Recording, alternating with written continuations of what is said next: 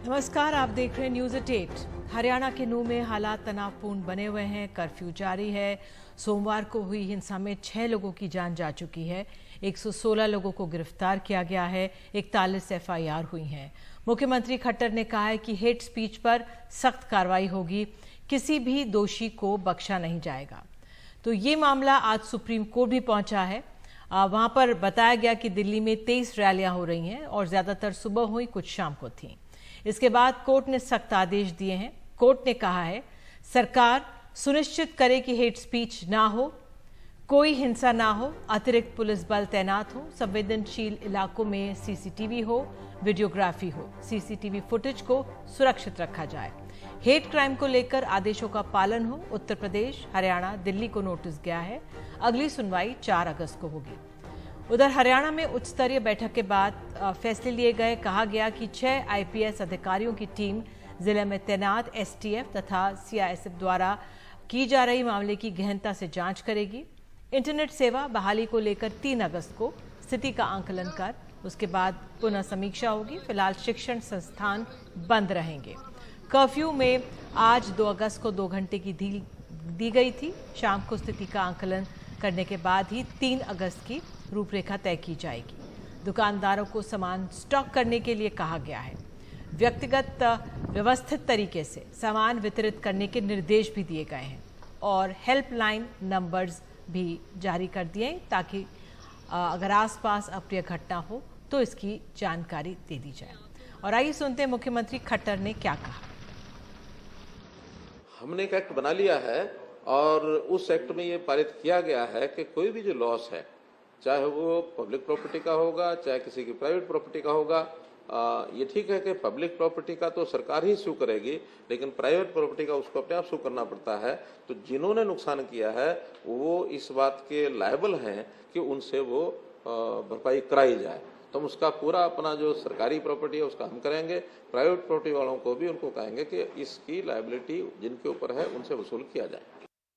देखिए, जितना बड़ा हमारा पूरा यानी पुलिस का टॉप वहाँ गया हुआ है, डीजीपी वहाँ बैठे हैं, एडीजीपी सीआईडी वहाँ बैठे हैं, हमारी एडीजीपी लॉ एंड ऑर्डर ममता सिंह वहाँ बैठी हैं, हमारे वहाँ के जो आईजी हैं साउथ रेंज के वो वहाँ बैठे हैं।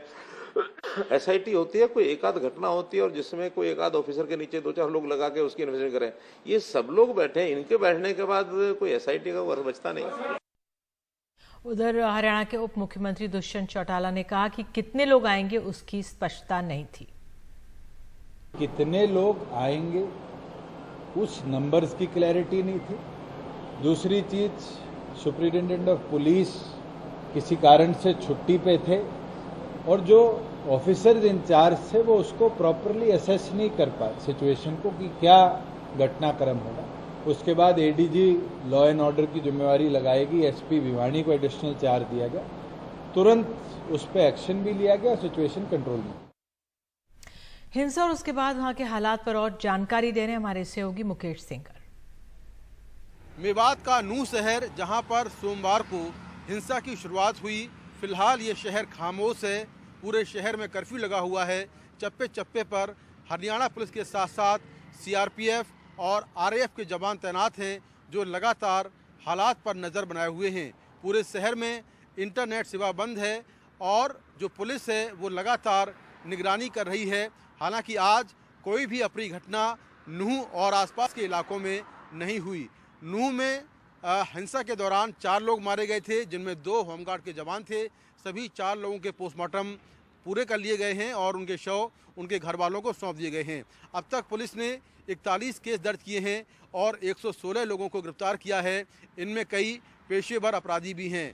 तो जो नूह पुलिस है वो इस पूरे मामले को लेकर एक बड़ी कॉन्स्पिरेसी की बात कर रही है और उसके तहत जांच की जा रही है। अभी इस मामले में करीब जो 100 लोग डिटेन हैं उनसे भी पूछताछ चल रही है, क्योंकि पुलिस को ये लगता है कि दंगे के बहाने मेवात इलाके में जो अपराधी हैं उन्होंने हो सकता है कि बड़े पैमाने पर हिंसा में बढ़ चढ़कर हिस्सा लिया हो, क्योंकि जिस तरह से फायरिंग हुई और पुलिस के जवानों को टारगेट किया गया, साइबर थाने को टारगेट किया गया, उससे ऐसा लगता है कि इस पूरी हिंसा के दौरान मेवात इलाके के अपराधी बड़ी संख्या में यहाँ पहुँचे और उन्होंने हिंसा को अंजाम दिया। तो उस एंगल से भी इस पूरे मामले में जांच चल रही है। जो नूह के आसपास के इलाके हैं जिनमें गुरुग्राम है, होडल है, पलवल है, पुन्हाना है, वहाँ पर भी आज कोई अप्रिय घटना नहीं हुई। गुरुग्राम में कुछ संगठनों ने एक महापंचायत बुलाई थी, लेकिन पुलिस ने महापंचायत की परमिशन नहीं दी।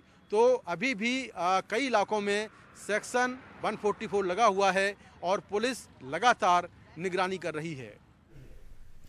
उधर नूह में गाड़ियों में इतने बड़े पैमाने पर आगजनी हुई है कि पुलिस अभी भी क्रेन के जरिए जगह जगह से जली हुई गाड़ियां उठाकर थाने ले जा रही है।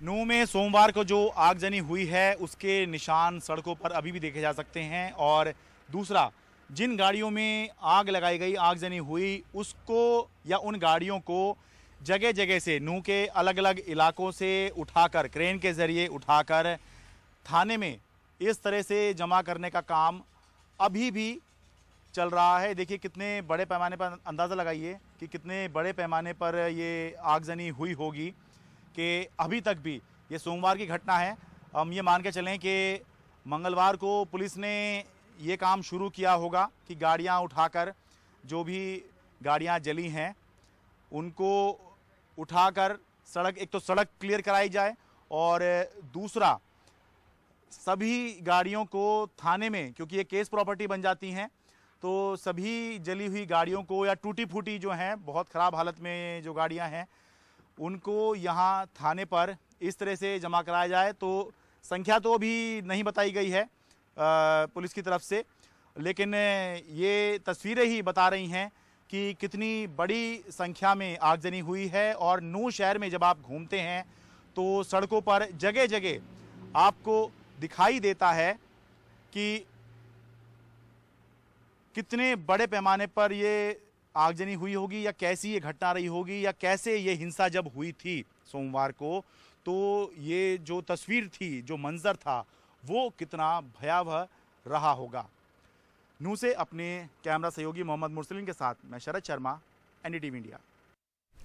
और हरियाणा में आज कोई हिंसा नहीं हुई, लेकिन कल की हिंसा से डरे हुए लोग गुरुग्राम छोड़ रहे हैं और कई लोग ऐसे हैं जो पलायन नहीं कर रहे हैं लेकिन थोड़ा डरे हुए हैं। हमारी सहयोगी प्रियांशी ने कुछ ऐसे ही लोगों से बात की। हरियाणा के गुरुग्राम में आज हिंसा के कोई भी किस्से रिपोर्ट नहीं किए गए हैं और प्रशासन का कहना है कि मामला अब पीसफुल हो चुका है।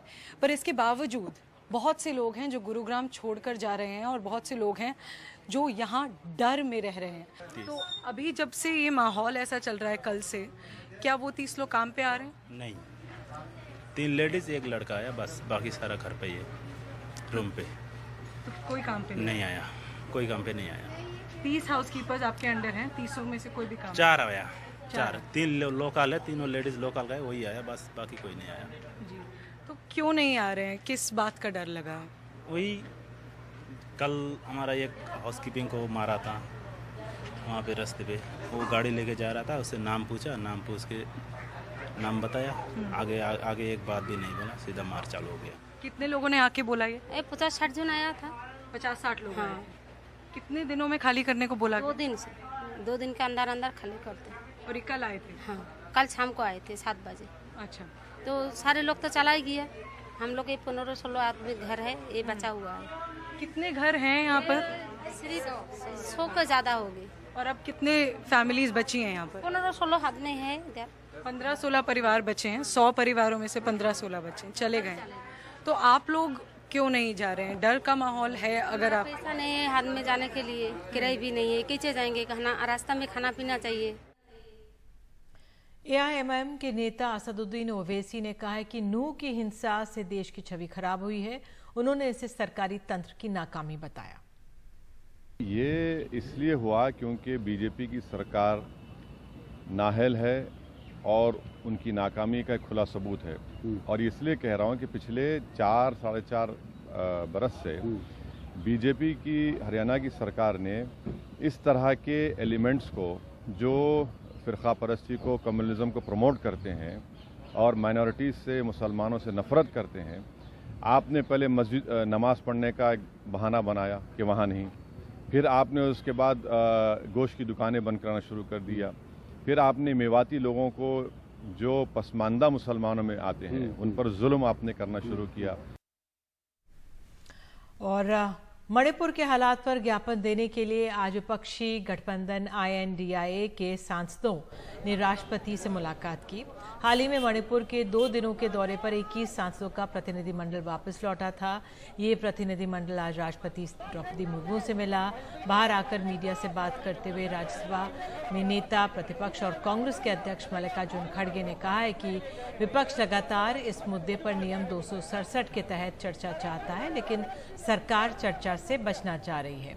उन्होंने ये भी कहा कि मणिपुर में हजारों लोग विस्थापित हुए हैं, कई लोगों की जान गई है, महिलाओं पर अत्याचार हो रहे हैं और इस स्थिति के बारे में राष्ट्रपति को बताया है। राष्ट्रपति की ओर से इस मेमोरेंडम पर आश्वासन दिया गया है।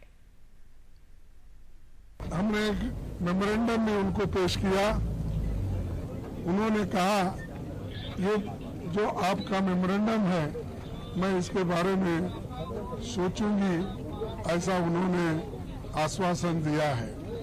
मेन डिमांड यही है कि प्रधानमंत्री वहां पर जाए या बात करे, वहां का सिचुएशन क्या है और वहां पीस लाने के लिए, शांति लाने के लिए क्या क्या कदम उठाना वो करना चाहिए और वहां के लोगों को जो राहत मिलना चाहिए वो देना चाहिए।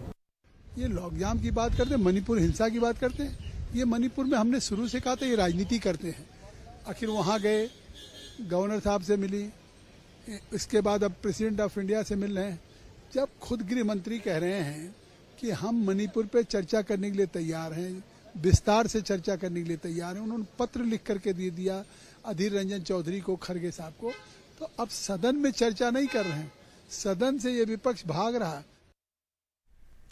और अब सूत्रों से मिली जानकारी के अनुसार स्पीकर जिस तरह से लोकसभा में हंगामा हो रहा है उसको लेकर नाराज हैं।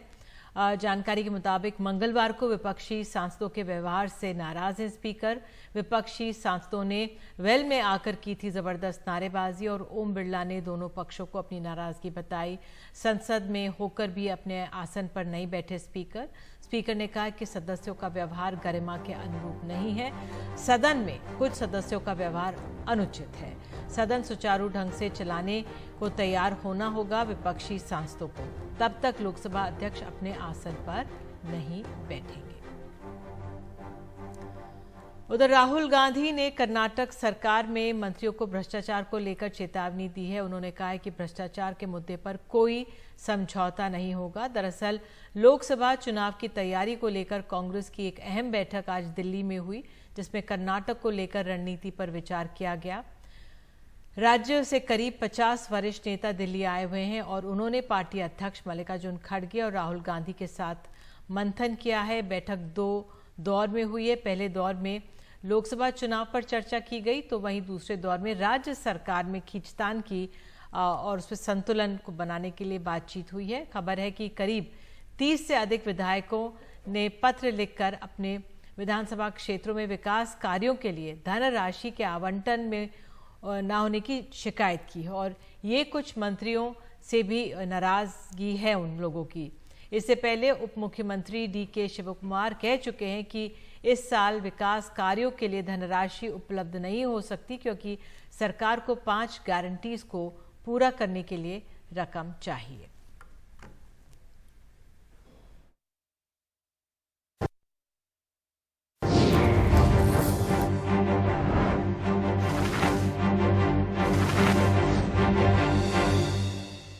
जातिगत गणना को पटना हाईकोर्ट से हरी झंडी मिलने के बाद बिहार में एक बार फिर से जातिगत गणना आज से शुरू हो गई है।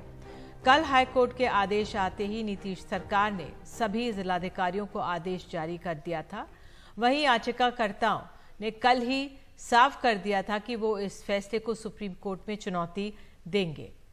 इससे देखते हुए बिहार सरकार ने आज सुप्रीम कोर्ट में कैविएट याचिका दायर की। बिहार सरकार ने कहा कि उसका पक्ष सुने बिना सुप्रीम कोर्ट कोई और आदेश जारी ना करे। और अब बात चीतों की। नामीबिया और दक्षिण अफ्रीका से कुनो नेशनल पार्क लाए गए 20 चीतों में से 9 की मृत्यु हो चुकी है। आज एक और मादा चीता ने दम तोड़ दिया। आपको बता दें कि 27 मार्च को साशा नाम की मादा चीता की मौत हुई थी। वो वजह किडनी की बीमारी बताई गई। 23 अप्रैल को उदय की, 9 मई को दक्षा और 23-25 मई के बीच कुनू में वहाँ पे जन्मे 3 शावकों की मृत्यु हुई थी। 11 जुलाई को एक और तेजस चीते की मृत्यु हो गई थी। 14 जुलाई को अभी एक मृत्यु हुई। 2 अगस्त को मादा चीता की मृत्यु हुई है। तो ये मामला आपको बता दें सुप्रीम कोर्ट में पहुंचा हुआ है, जहां सवाल उठाए जा रहे हैं कि इतने कम समय में 40% मौत का आंकड़ा कैसे पहुंचा है। चीतों की मौत पर सुप्रीम कोर्ट ने कहा है सभी चीतों को एक साथ क्यों रखा गया है। और आपको बता दें सकारात्मक कदम उठाए जाने चाहिए, सुप्रीम कोर्ट ने कहा है। 1 साल में कम समय में इतनी चीतें कैसे इतनी मौतें हुई हैं, और इतने समय में 40% मौत का आंकड़ा ठीक नहीं है। और अब जाते जाते बात सोलन की करते हैं। हिमाचल प्रदेश में बारिश और उसकी वजह से लैंडस्लाइड का सिलसिला जारी है। मंडी में कई किलोमीटर तक चंडीगढ़ मनाली तक जो नेशनल हाईवे है वो बंद करना पड़ा है। वहाँ चट्टानें गिरने से उसकी वजह से सड़कों पर मलबा गिर गया है, और रास्ता जो है 40 मीटर लंबा रास्ता बताया जा रहा है वो बंद हुआ है। दोनों ओर से आवाजाही रुकने से जाहिर सी बात है लोगों को परेशानी का सामना करना पड़ रहा है। जो असर हुआ है नेशनल हाईवे 5 है जिसके आसपास ये स्थिति बनी है।